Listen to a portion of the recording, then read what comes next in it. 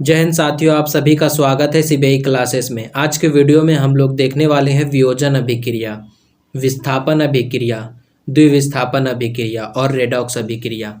अगर आपने पिछले वीडियो मेरा नहीं देखा है तो उसका लिंक मैं डिस्क्रिप्शन बॉक्स में दे दिया हूँ, वहाँ से आप ज़रूर देख लेना। तो चलिए देखते हैं क्या है आज के वीडियो में। सबसे पहले हम लोग देखते हैं वियोजन अभिक्रिया के बारे में। तो वियोजन अभिक्रिया का परिभाषा देखते हैं।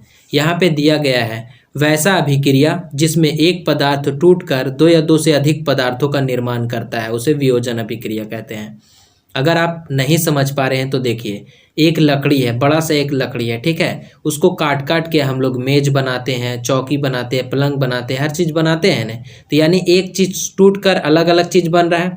उसी प्रकार से वियोजन अभिक्रिया का मतलब है कोई भी एक पदार्थ टूटकर एक से अधिक पदार्थ का निर्माण करता है, यानी एक से अधिक पदार्थ बनता है एक पदार्थ टूट टूट कर, उसे वियोजन अभिक्रिया कहते हैं। उदाहरण के रूप में हम लोग देखते हैं, चूना पत्थर को जब तोड़ा जाता है उष्मा देके, तो यह बुझा हुआ चूना, ये जो CaO है और CO2 का निर्माण होता है।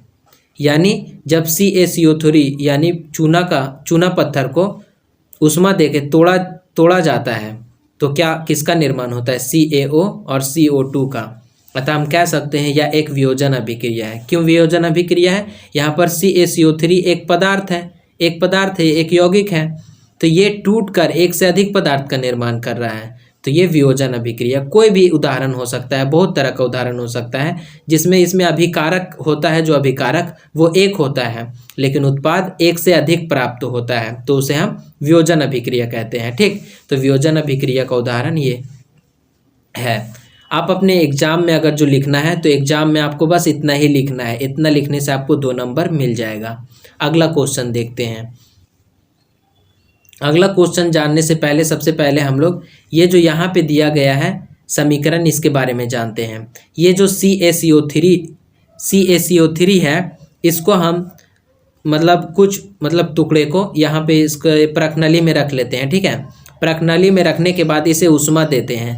जब हम इसे उष्मा देंगे तो ये जो CaCO3 है यानी चूना पत्थर जो है वो CaO में टूटकर अलग हो जाएगा और CO2 अलग हो जाएगा। ये जो गैस के रूप में आप देख रहे हैं, ये गैस के रूप में निकलेगा CO2 और CaO यहाँ पे रहेगा। यानी हम कह सकते हैं कि ये जो CaCO3 है, इससे 2 चीज़ का निर्माण हो जाता है, CaO और CO2 का। ठीक है, अब अगला क्वेश्चन हम लोग देखते हैं। आशा करते हैं कि वियोजन अभिक्रिया आपको समझ में आ गया होगा। अगर समझ में नहीं आया है तो फिर से वीडियो को एक बार जरूर देख लेना। अगला क्वेश्चन जानने से पहले हम लोग नोट करके लिखेंगे, अपने कॉपी पर नोट करके आपको लिखना है, CaO का उपयोग सीमेंट उद्योग में होता है। ये जो नोट है ये बहुत ही इंपॉर्टेंट पॉइंट होता है, इसलिए इसे आप अपने कॉपी पर लिख के याद जरूर कर लेना। ये जो CaO है इसका उपयोग सीमेंट उद्योग में होता है। अब हम लोग देखते हैं विस्थापन अभिक्रिया के बारे में। विस्थापन अभिक्रिया का परिभाषा देखते हैं। तो वैसा अभिक्रिया जिसमें अधिक क्रियाशील परमाणु कम क्रियाशील परमाणु को हटाकर उसके स्थान को ग्रहण कर लेता है। ये परिभाषा से अगर आपको समझ नहीं आया है तो हम लोग एक उदाहरण देते हैं। उदाहरण में हम लोग लेते हैं Fe जो कि लोहा है प्लस CuSO4 जिसे कॉपर सल्फेट कहा जाता है। ठीक है, जब लोहा और कॉपर सल्फेट मिलता है दोनों तो बनता है FeSO4 यानी आयरन सल्फेट और Cu। किस तरह से बनता है? सबसे पहले हम लोग यहाँ पे एक चार्ट लेते हैं। ठीक, चार्ट की मदद से हम लोग पहले समझते हैं। आप यहाँ पे देखोगे जो भी तत्व ऊपर में है, सबसे जो ऊपर तत्व है जैसे पोटेशियम है, तो पोटेशियम जितने भी नीचे वाले तत्व है उससे सबसे अधिक क्रियाशील कौन है? पोटेशियम है। जो भी तत्व ऊपर रहेगा वो अपने नीचे वाले तत्व से अधिक क्रियाशील होगा। जैसे पोटेशियम है तो पोटेशियम सोडियम से अधिक क्रियाशील है, कैल्शियम से अधिक क्रियाशील है, मैग्नीशियम से भी अधिक क्रियाशील है। ठीक है, अब हम लोग सोडियम को लेते हैं। ठीक, तो सोडियम जो है वो कैल्शियम से अधिक क्रियाशील है, मैग्नीशियम से अधिक क्रियाशील है। जितने भी नीचे वाले तत्व है सबसे अधिक क्रियाशील है सोडियम। लेकिन सोडियम से अधिक क्रियाशील कौन है? पोटेशियम है। तो जो अधिक क्रियाशील तत्व होता है वो कम क्रियाशील वाले तत्व को हटाकर उसके जगह को ग्रहण कर लेता है। यहाँ पे हम लोग Fe देखते हैं, तो Fe कहाँ पे है? यहाँ पे Fe है, ठीक है, लोहा यहाँ पे है, आयरन यहाँ पे है। उसके बाद Cu को देखते हैं, तो Cu यहाँ पे है, Cu कहाँ पे है, Cu नीचे है, लोहा ऊपर है, Cu नीचे है, तो अधिक क्रियाशील कौन है, लोहा अधिक क्रियाशील है। कॉपर नीचे है यानी ये कम अभिक्रियाशील है, लोहा से कॉपर कम अभिक्रियाशील है, तो हम कह सकते हैं लोहा जो है कॉपर से अधिक क्रियाशील है, यानी लोहा अधिक क्रियाशील है, ठीक है। तो अधिक क्रियाशील लोहा है, इसलिए यह कॉपर को विस्थापित कर देता है, यानी कॉपर को हटा के उसके जगह को ग्रहण कर लेता है। यहाँ पे CuSO4 था, तो Cu के जगह पे आयरन आ गया, आयरन आ गया, क्योंकि आयरन अधिक क्रियाशील है कॉपर से, इसलिए Fe आ गया, तो FeSO4 बन गया, और ये जो कॉपर था इसको विस्थापित करके अलग कर दिया। आपको समझ में नहीं आ रहा है, फिर से एक बार समझते हैं। जो अधिक क्रियाशील तत्व होता है वो कम क्रियाशील तत्व को हटाकर उसके जगह को ग्रहण कर लेता है, ठीक। यहाँ पे Fe अधिक क्रियाशील है, ठीक है, किससे, कॉपर से अधिक क्रियाशील है Fe, तो Fe जो है वो कॉपर को हटा देगा, ठीक है, कॉपर को हटा दिया है और कॉपर के जगह पर Fe आ जाएगा, ठीक है। यहाँ पे परिभाषा क्या कह रहा है, वैसा अभिक्रिया जिसमें अधिक क्रियाशील परमाणु, अधिक क्रियाशील कौन है, Fe है, कम क्रियाशील परमाणु को हटाकर, कम क्रियाशील कौन है, Cu है, उसके स्थान को ग्रहण कर लेता है, उसे विस्थापन अभिक्रिया कहते हैं। बस आपको एग्जाम में इतना ही लिखना है, ये परिभाषा लिखना है और ये उदाहरण लिखना है, ठीक है। अब अगला क्वेश्चन हम लोग देखते हैं। अगला क्वेश्चन है द्विविस्थापन अभिक्रिया। तो द्विविस्थापन अभिक्रिया का परिभाषा देखते हैं। वैसा अभिक्रिया जिसमें पदार्थों के बीच आयनों का आदान प्रदान होता है उसे द्विविस्थापन अभिक्रिया कहते हैं। उदाहरण देखते हैं। उदाहरण के रूप में सोडियम सल्फेट Na2SO4, ठीक है, और बेरियम क्लोराइड BaCl2, ये दोनों जब मिला तो बना है BaSO4 और 2NaCl, ठीक है, यानी बेरियम सल्फेट और सोडियम क्लोराइड। आपको समझ में नहीं आया होगा उदाहरण देख के, चलिए हम लोग कुछ और आगे देखते हैं। तो यहाँ पे आप देखोगे सोडियम जो है, सोडियम पर +1 चार्ज होता है, ठीक, प्लस चार्ज होता है 1, सोडियम पर कितना चार्ज होता है, +1 चार्ज होता है, ठीक है। उसी प्रकार आप देखोगे क्लोरीन, तो क्लोरीन पर -1 चार्ज होता है, तो +1 और -1 एक दूसरे का आयन बराबर बराबर है ना, तो ये दोनों आपस में मिल जाएगा। यहाँ पे कह रहा है आयनों का आदान प्रदान होता है, तो आयनों का आदान प्रदान का मतलब है जैसे सोडियम का +1 आयन है और क्लोरीन का +1 आयन है, तो ये दोनों आपस में आदान प्रदान कर लेगा। उसके बाद ये जो बेरियम है, बेरियम पर +2 चार्ज होता है, ठीक। उसके बाद यहाँ पे ये जो SO4 है, SO4 पर -2 चार्ज होता है, तो यहाँ पे +2 चार्ज है बेरियम पर और SO4 यानी सल्फेट पर -2 चार्ज है, तो ये दोनों अपना आयन आदान प्रदान कर लेगा, ठीक है। फिर से यहाँ पर उदाहरण देखते हैं। Na2SO4 है और BaCl2 है, तो Na पर +1 चार्ज होता है, Cl पर -1 चार्ज होता है, तो Na और Cl एक दूसरे से मिलकर अलग हो जाएगा, ठीक है, एक दूसरे से मिल जाएगा। Na और Cl हो गया, एक दूसरे से मिल गया, क्या कि इसका प्लस चार्ज और माइनस चार्ज एक दूसरे से आदान प्रदान हो रहा था, इसलिए यहाँ पे ये आ गया है अलग। और यहाँ पे SO4 जो था उस पर -2 चार्ज था और Ba जो था उस पर +2 चार्ज था, तो ये माइनस और प्लस एक दूसरे को आयन अपना आदान प्रदान कर देगा और एक दूसरे में मिल जाएगा। तो यहाँ पर हम लोग देखते हैं BaSO4 हो गया, क्या कि B पर जो था +2 चार्ज था, SO4 पर -2 चार्ज था, तो ये दोनों आपस में मिल गया, बेरियम सल्फेट बन गया और NaCl बन गया, ठीक है। वो हमको लगता है कि आपको ये समझ में आ गया होगा। अब हम लोग आगे बढ़ते हैं। आगे बढ़ने से पहले हम लोग देखते हैं, यहाँ पे नोट करके लिखना है अपने कॉपी पे, द्विविस्थापन अभिक्रिया में अवक्षेप का निर्माण होता है, ठीक। जब भी द्विविस्थापन अभिक्रिया होता है तो उसमें अवक्षेप का निर्माण होता है। ये आपको ऑब्जेक्टिव टाइप में आएगा क्वेश्चन, इसलिए ये भी अपने कॉपी पर लिख लेना। अब हम लोग देखते हैं उपचयन अभिक्रिया, ठीक है। तो उपचयन अभिक्रिया का परिभाषा है वैसा अभिक्रिया जिसमें किसी पदार्थ में ऑक्सीजन की वृद्धि या फिर हाइड्रोजन की कमी होती है। मतलब कोई भी ऐसा अभिक्रिया हो या फिर कोई भी अभिक्रिया जिसमें पदार्थ में ऑक्सीजन की वृद्धि होती है, ऑक्सीजन की वृद्धि होगी किसी पदार्थ में, तो हम कह सकते हैं वो उपचयन अभिक्रिया है। या फिर किसी पदार्थ में हाइड्रोजन की कमी होगी तो भी हम कह सकते हैं वो उपचयन अभिक्रिया है। ठीक, उदाहरण हम लोग देखते हैं। तो उदाहरण के रूप में यहाँ पे आप देखोगे Cu+O2 CuO। तो ये जो Cu कॉपर जो है, कॉपर में ऑक्सीजन जुड़ रहा है, यानी कॉपर में जो है पहले ऑक्सीजन नहीं था, ऑक्सीजन जुड़ के CuO हो गया, ऑक्सीजन जुड़ा है, इसलिए यह उपचयन अभिक्रिया हुआ। ठीक है, जिसमें ऑक्सीजन जुड़ेगा वो उपचयन अभिक्रिया होगा, और जिसमें हाइड्रोजन कमेगा वो भी उपचयन अभिक्रिया होगा। ठीक है, तो यहाँ पे ऑक्सीजन जुड़ रहा है, यानी ये उपचयन अभिक्रिया का उदाहरण है।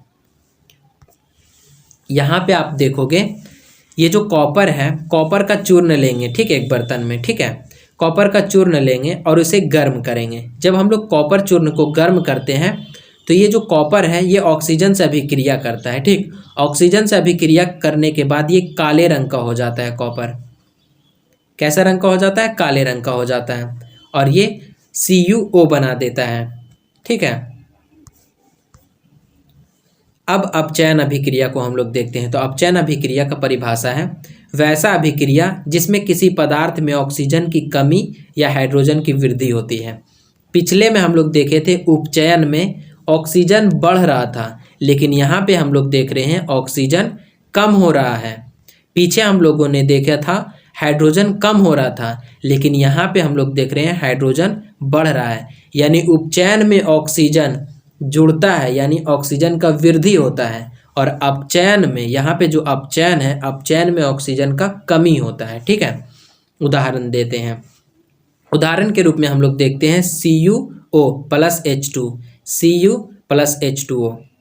तो यहाँ पे ऑक्सीजन का कमी होना चाहिए। ठीक है, तो यहाँ पे CuO जो है, ठीक है, CuO है, इसमें ऑक्सीजन जुड़ा हुआ है, लेकिन यहाँ पे हम लोग देख रहे हैं अभिक्रिया हुआ तो ऑक्सीजन का कमी हो गया। तो ऑक्सीजन का कमी होना किसका उदाहरण है? अपचयन अभिक्रिया का। मतलब किसी पदार्थ में जब ऑक्सीजन की कमी होता है तो हम कहते हैं अपचयन अभिक्रिया हुआ है। ठीक है, तो यहाँ पे कॉपर में ऑक्सीजन का कमी हुआ है, इसलिए हम कह सकते हैं ये अपचयन अभिक्रिया है। अब हम लोग देखते हैं रेडॉक्स अभिक्रिया। ठीक है, रेडॉक्स अभिक्रिया तो वैसा अभिक्रिया जिसमें उपचयन और अपचयन दोनों होता है उसे रेडॉक्स अभिक्रिया कहते हैं। ठीक है, उदाहरण, ये जो उदाहरण है ना, इसमें उपचयन और अपचयन दोनों हो रहा है। देखो यहाँ पे कॉपर का सबसे पहले क्या हुआ है? कॉपर जो था पहले ऑक्सीजन इसमें ग्रहण करके था, ऑक्सीजन अपना त्याग दिया, यानी अपचयन हुआ है। ठीक है, कॉपर का अपचयन हुआ है ना यहाँ पे, कॉपर क्योंकि ऑक्सीजन त्याग दिया है, अपना जो ऑक्सीजन जुड़ा हुआ था उसमें वो ऑक्सीजन निकाल दिया है, तो कॉपर का अपचयन हुआ है। और हाइड्रोजन में हम लोग देखते हैं, हाइड्रोजन में ऑक्सीजन जुड़ा है, हाइड्रोजन में ऑक्सीजन जुड़ा है, यानी ये उपचयित हुआ है।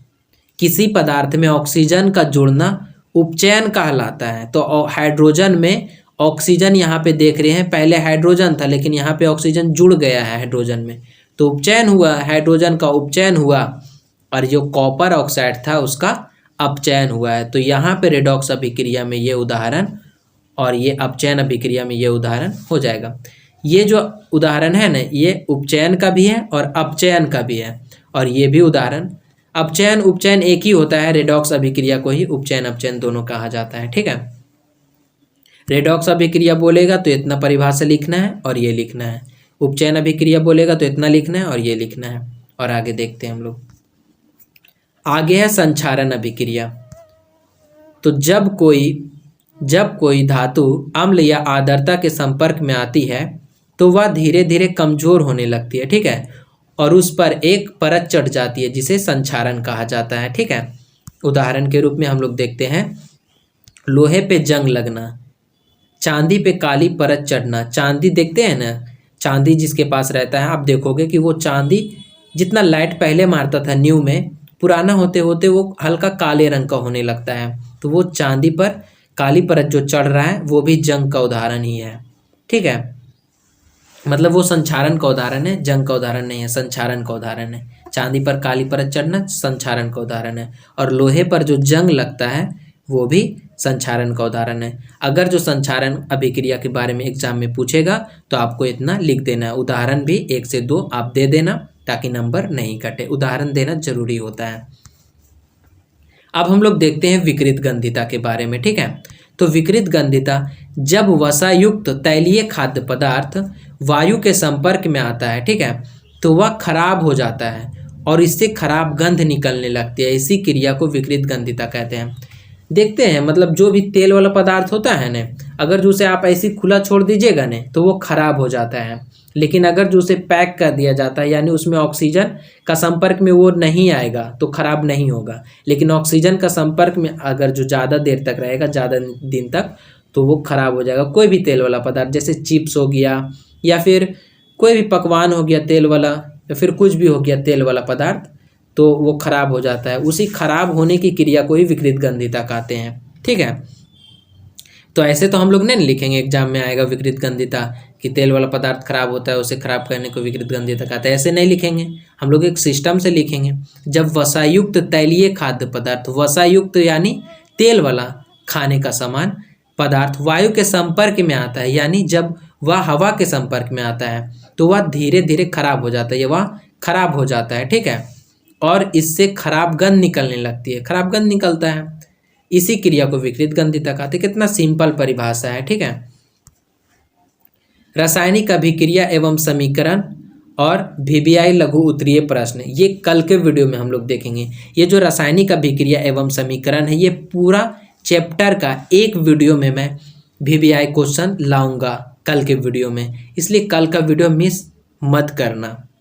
टोटल 10 से 15 क्वेश्चन रहेगा शॉर्ट टाइप का, उससे आपका लघुत्तरीय और दीर्घोत्तरीय दोनों ही निकल जाएगा। बहुत ही सिंपल परिभाषा रहेगा, ठीक है। तो वो वीडियो आप जरूर देख लेना।